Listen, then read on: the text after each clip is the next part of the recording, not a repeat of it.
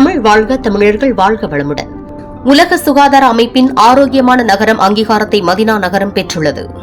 இஸ்லாத்தின் இரண்டாவது புனித நகரமான மதீனாவிற்கு உலக சுகாதார நிறுவனம் ஆரோக்கியமான நகரம் என்ற அங்கீகாரத்தை வழங்கியுள்ளது. இந்த விழாவில் மதீனா நகரம் ஆளுநர் இளவரசர் சல்மான் பின் சுல்தான் சுகாதார அமைச்சர் ஃபகத் அல்ஜலாஜலிடமிருந்து சான்றிதழை பெற்றார். மக்களின் வாழ்க்கை தர மேம்பாட்டில் மதீனாவின் அர்ப்பணிப்பு இதை பிரதிபலிக்கிறது என அவர் கூறினார். இது ஜெத்தாவிற்கு பிறகு இந்திய கிழக்கில் இரண்டாவது பெரிய ஆரோக்கிய நகரமாக மதீனாவை உயர்த்தியுள்ளது. 80 சுகாதார அளவுகோல்களை பூர்த்தி செய்ததற்காக இந்த அங்கீகாரம் வழங்கப்பட்டது. சவுதியில் தற்போது 14 நகரங்கள் உலக சுகாதார நிறுவனத்தால் ஆரோக்கிய நகரம் என்ற அங்கீகாரம் பெற்றுள்ளன.